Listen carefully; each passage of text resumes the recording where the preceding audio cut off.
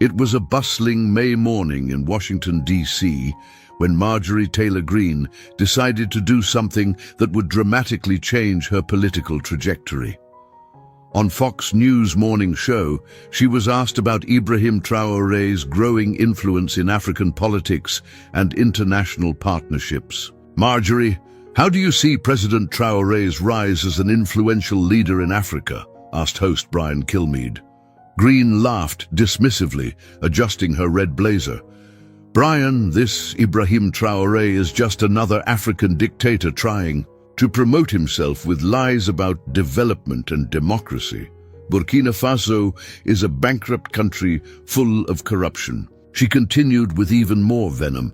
"Frankly, I'm tired of American politicians treating these African leaders as if they were something special. They lie about the economy, they inflate numbers, and the liberal media eats it up. Ibrahim Traoré probably doesn't even know where America is on the map, but our media treats him like a genius," she said, drawing approving laughter from the hosts. "Someone needs to expose these lies about the African miracle he's promoting." Marjorie's remarks went beyond the usual diplomatic protocol, being direct personal attacks on a foreign president. Within hours, clips from the program went viral globally, especially in African countries where they caused massive outrage. In Ouagadougou, Ibrahim Traoré watched clips of Marjorie's remarks with his ministerial team. Dr. Alphonse Ouedraogo was visibly outraged. "President, this is racial slur disguised as political criticism." Ibrahim, however, smiled calmly as he studied information about Marjorie on his tablet. "Dr. Ouedraogo, it seems that Ms. Greene has significantly underestimated the situation," he said with a measured expression. "If she wants to compare credibility and honesty, let's give her exactly that opportunity." "Call an international press conference for tomorrow," Ibrahim ordered, "and prepare a full dossier on Mrs. Greene's history of lying. If she questions our honesty, we will show the world who is really lying." The next morning, Burkina Faso's presidential palace was turned into a hub for intensive research. Ibrahim Traoré had mobilized his entire communications and political analysis team to prepare a response that would become legendary. "Gentlemen," Ibrahim began in the Situation Room, "Ms. Greene has accused us of lying about our progress. Let's show the world who really has a problem with the truth." Yakuba Sawadogo, the communications advisor, presented devastating research on Marjorie Taylor Greene. "Mr. President, she has an extensive history of conspiracy theories, documented lies and fact-checked false statements." "Detail everything," Ibrahim said, poring over files. "I want a complete chronology of her public lies." The research revealed an impressive arsenal. Greene had promoted theories about Jewish space lasers, denied school massacres, spread disinformation about COVID-19, and made hundreds of fact-checked false statements. "President, Dr. Ouedraogo said she has also lied about her own educational background and professional experience on multiple occasions." Ibrahim smiled coolly. "Perfect. Now I want real data on Burkina Faso versus data on her district in Georgia." Fatimata Sawadogo, the economy minister, offered devastating comparisons. "President, our economic growth outpaces her district on every indicator. We have reduced poverty more than Georgia has in a decade." "What about crime?" Ibrahim asked. "Our homicide rate is 67% lower than the Georgia average. Public education has better results than schools in her district," Fatimata replied. Ibrahim studied the data carefully. "So we have a situation where a congressman from a district with worse problems than our country accuses us of lying about progress. Prepare a formal invitation for Ms. Greene to participate in a televised debate," Ibrahim ordered. "If she is so certain about our lies, she must be willing to defend them publicly." The trap was being set for the greatest political humiliation of Marjorie Taylor Greene's career. Late in the afternoon, Ibrahim Traoré did something that took Washington completely by surprise. During a live international press conference, he extended a formal and public invitation to Marjorie Taylor Greene. Yesterday, Congresswoman Marjorie Taylor Greene accused me of lying about Burkina Faso's progress, Ibrahim said, looking directly into the cameras. As a leader committed to transparency, I formally invite you to a televised debate where we can compare facts. The invitation was worded in a way that made it impossible for Marjorie to refuse without appearing cowardly. The debate will be on economic, social, and governance data. Open format, moderated by a neutral international journalist, broadcast globally.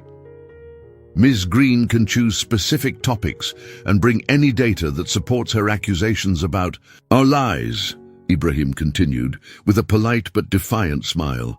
Looking forward to an educational opportunity where we can clarify facts versus fiction.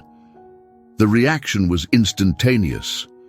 Social media exploded with the Greene vs. Traoré and debate challenge. The American media covered it as African president challenges U.S. Congresswoman to fact-finding. In her office on Capitol Hill, Marjorie watched the invitation with growing unease. Her aides were clearly nervous. "Marjorie, do you really want to get into this debate?" asked her Chief of Staff, Tom Wilson. "He seems very prepared." "I can't back out now," Marjorie replied, realizing that she had walked into a trap. "It would be admitting weakness. Besides, he's only African. What data does he have?" But as she began to research Ibrahim Traoré more deeply, Marjorie discovered that she had seriously underestimated her opponent. He had an engineering degree, a master's degree in public administration, an MBA in economics, fluency in 5 languages, and impressive government records. "Shit," she muttered, realizing the magnitude of her mistake. "This guy is no ordinary politician." But it was too late to back out. The world's media were waiting for her response, and any hesitation would be seen as an admission that her accusations were unfounded.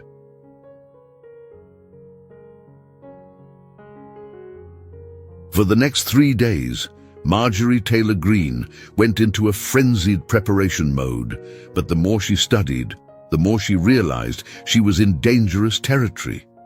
In her office, piles of documents on Burkina Faso piled up as she tried to find flaws in Ibrahim's data. "Tom, I need everything I can find about problems in Burkina Faso," she told her staff desperately. "Corruption, poverty, anything that contradicts his numbers." Tom Wilson brought back dismal reports. "Marjorie, international organizations confirm his data. The World Bank, the IMF, the UN, they all verify the progress he claims." "There has to be something," Marjorie insisted. "No African country can achieve the real growth he claims." "Well," Tom said hesitantly, "they still face challenges with climate change and regional pressures, but Ibrahim has managed them better than his neighbors." Marjorie slammed her fist on the table. "This doesn't help me. I need scandals, flaws, anything." Meanwhile, her research team had discovered something terrifying. Ibrahim had compiled an extensive dossier on Marjorie's own lies and misrepresentations. "Marjorie," her aide Jennifer Parker said nervously, "it sounds like he's researched you as much as you've been researching him." "And?" Marjorie asked impatiently. "And he has documentation of, well, all of your controversial statements. Jewish space lasers, denial of school shootings, theories about COVID." Marjorie's face paled. "He wouldn't dare use that in a debate about African politics." "You accused him of lying," Jennifer reminded her. "He'll probably retaliate by questioning his own relationship with the truth." That night, Marjorie could barely sleep, realizing that she had challenged someone far more knowledgeable and intelligent than she had imagined. The debate was scheduled for Friday, and she was beginning to realize that she had dug herself a political grave. The evening of May 30th, 2025, arrived with unprecedented global anticipation. CNN had organized the debate, which would be broadcast to 89 countries. Christiane Amanpour would moderate, ensuring journalistic neutrality. In the studios in Atlanta, Marjorie Taylor Greene nervously adjusted her blazer, trying to appear confident. On the other side of the world, Ibrahim Traoré sat serenely in his presidential office. "Good evening, world," Christiane Amanpour began. "Tonight, we have an extraordinary debate between Congresswoman Marjorie Taylor Greene and President Ibrahim Traoré on governance, development, and political credibility." The screen split to show Marjorie in the CNN studio and Ibrahim in an elegant presidential setting. "Congresswoman Greene," Christiane began, "you have accused President Traoré of lying about Burkina Faso's progress. What specific evidence do you have?" Marjorie took a deep breath, trying to regain her initial confidence. "Christiane, African countries have a long history of inflating figures to get international aid. There is no way Burkina Faso has the real economic growth that Ibrahim claims." "President Traoré," Christiane continued, "how do you respond to the accusation of inflated figures?" Ibrahim smiled politely. "Ms. Greene, all our figures are verified by independent international organizations, the World Bank, the IMF, UNESCO. They all confirm our statistics. But more importantly," Ibrahim continued calmly, "I would like to understand the basis for your accusations. What specific evidence do you have that we are lying?" Marjorie hesitated visibly. "Well, it is obvious. Nothing is obvious without evidence," Ibrahim interrupted gently. "Miss Greene, you have a history of making unsubstantiated accusations. Perhaps we should examine your own relationship with the truth before questioning mine." The first bombshell had been detonated. Marjorie realized immediately that Ibrahim was prepared for an all-out credibility war. That is not relevant to the discussion of Africa," she stammered. "It's totally relevant," Ibrahim said calmly. "If someone who lies consistently accuses me of lying, the credibility of the accuser matters a lot." Ibrahim Traoré decided it was time to show his devastating cards. "Ms. Greene, since you question my honesty, let's examine the chronology of your own public statements." Newspaper headlines and fact-checks appeared on the screen. January 2021. You claimed California wildfires were caused by Jewish space lasers. Fact-checkers confirm, completely false. Marjorie became visibly agitated. This was taken out of context. March 2021, you denied that the Sandy Hook shooting actually happened, calling it a false flag operation. Fact check, 26 people actually died. Ibrahim continued relentlessly. July 2021, you claimed that COVID masks were tantamount to the Holocaust. Fact check, offensive and historically false. The exposition continued systematically. September 2022, you said Democrats drink children's blood. Fact check, conspiracy theory with no basis in reality. And that's just the first 2 years, Ibrahim said calmly. Is there more? Marjorie was now visibly shaking with anger. This is a personal attack. It has nothing to do with Africa. It has everything to do with Africa, Ibrahim replied calmly. You accused me of lying without evidence. I am documenting that accusations come from a habitual liar. Christiane Amanpour interjected, Congresswoman Greene, how do you respond to these allegations about past statements? I have never lied, Marjorie shouted, losing her composure. These are distortions from the liberal media. Ibrahim remained preternaturally calm. Ms. Greene, these are your own words, recorded on video, verified by multiple independent sources. If you deny making statements that are documented on video, it only confirms my point about your problematic relationship with the truth. Now, Ibrahim continued inexorably. "I would like you to present specific evidence that Burkina Faso is lying about our data. Real evidence, not conspiracy theories." Marjorie's silence was deafening. She had no evidence, only racist biases and assumptions. Marjorie Taylor Greene was now completely out of control, realizing that Ibrahim had prepared a devastating ambush. "This is a setup," she screamed, rising from her chair. "You are using dirty tactics to dislame me." Ibrahim sat calmly, watching her collapse with a calm expression. "Ms. Greene, I'm simply using documented facts. If this dislegitimizes you, perhaps the problem is with the facts, not me." "Facts?" Marjorie screamed. "You are an African dictator who deceives the liberal media. I know the truth about you." "What specific truth?" Ibrahim asked politely. "So far, you have presented no evidence to support your accusations." Christiana Manpour tried to intervene. "Congresswoman, let's have a civilized debate." "Civilized?" Marjorie interrupted. "He's lying about me to defend his lies about Africa."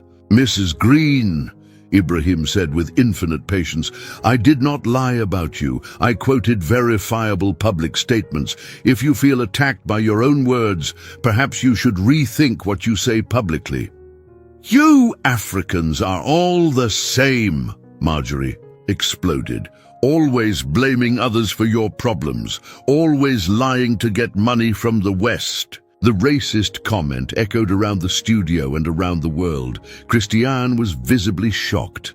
"Congresswoman Greene, It was true," Marjorie cried. "Finally someone has the courage to speak the truth about these corrupt leaders." Ibrahim sighed sadly. "Thank you, Mrs. Greene. You have just proven that your accusations were not based on facts, but on pure racism. You have confirmed that when you have no arguments, you resort to racial attacks. That says everything about the credibility of your allegations." Marjorie was now pacing the studio, gesturing wildly. "I am not a racist. I only speak the truth that no one has the courage to speak." "The truth based on what evidence?" Ibrahim asked calmly. "I am still waiting for specific data to support the accusation that we lied." Marjorie's silence was her final admission, that she had no evidence whatsoever. The silence that followed Marjorie Taylor Greene's racist outburst was deafening. Ibrahim Traoré seized the opportunity to make a devastating final remark. "Ms. Greene, thank you for this educational demonstration," he said with dignified calm. "You confirmed that the allegations against Burkina Faso were not based on evidence, but on racial bias." On social media, the reaction was instant and explosive. Marjorie racist and Traoré wins went viral globally within minutes. Clips of Greene's racist outburst were shared millions of times. "Marjorie Taylor Greene just destroyed her career on live TV worldwide," tweeted a political analyst. "Ibrahim Traoré exposed her as a racist liar without effort." At the White House, panic ensued. Trump aides scrambled to distance themselves from Greene's statements. "Congresswoman Greene's comments do not reflect the official position of the administration," a hasty statement said. On Capitol Hill, Republicans scrambled to disassociate themselves from Greene. "Her statements were unacceptable and do not represent the values of the Republican Party," the majority leader said. Within hours, 3 major corporations had cancelled donations to Marjorie's campaign. "We cannot associate our brand with overt racism," a spokeswoman for a technology company said. Meanwhile, in Burkina Faso, celebrations erupted in the streets. President Ibrahim has defended African dignity. Crowds chanted in Ouagadougou.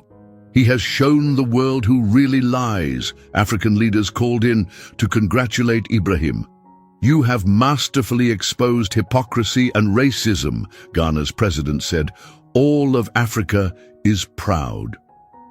American universities began cancelling invitations to Marjorie's speaking engagements.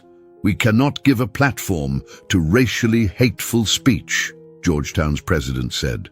For Marjorie, who had tried to destroy Ibrahim's credibility, the world had turned upside down. Her attempt to humiliate the African leader had resulted in her own political destruction and exposure as a lying racist. In the days following the disastrous debate, Marjorie Taylor Greene's standing deteriorated rapidly. Her Georgia base began to distance itself after watching the racist outburst broadcast globally. She embarrassed our state, an editorial in the Atlanta Journal-Constitution said. Her behavior was disgraceful for any American elected official. The House Ethics Committee announced a formal investigation into Greene's inappropriate conduct during the international debate. American representatives must maintain dignified standards when speaking with foreign leaders, the committee chairman said. Worse still, old videos of Greene promoting conspiracy theories resurfaced with renewed force. Ibrahim Traoré opened Pandora's box, a political journalist commented. Now everyone is revisiting her problematic history. Social media companies began limiting the reach of Greene's posts, citing a pattern of misinformation that Ibrahim had systematically documented. The debate showed the extent of her problematic relationship with facts, a Twitter spokesperson said.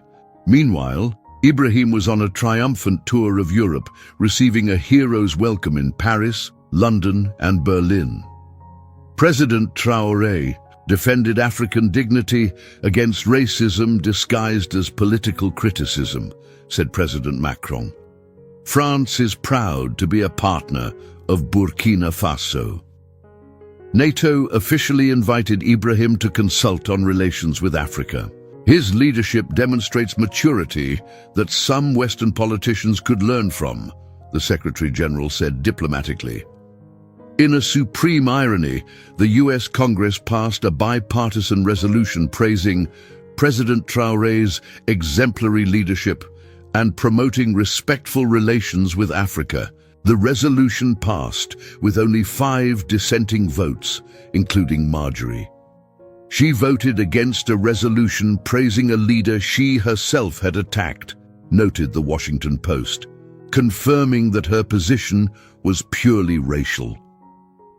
Marjorie, politically isolated and facing increasing pressure to resign, watched helplessly as Ibrahim became a globally respected figure.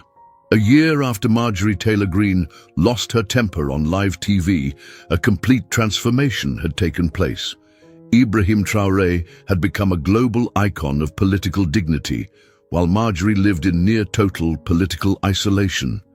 Ibrahim was in New York, addressing the UN General Assembly on combating disinformation and racism in international politics to delegates from 193 countries. A year ago, an American congresswoman accused me of lying without evidence, he told the respectful audience.